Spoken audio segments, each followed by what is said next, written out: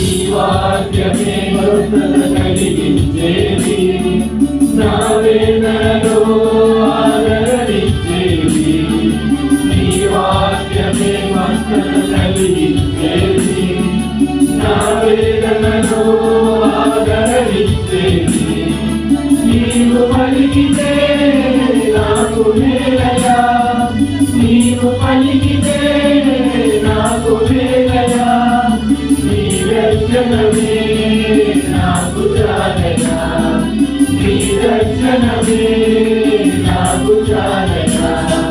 నాతో మాట్లాడు ప్రభువా, నీవే మాట్లాడు అయ్యా. నాతో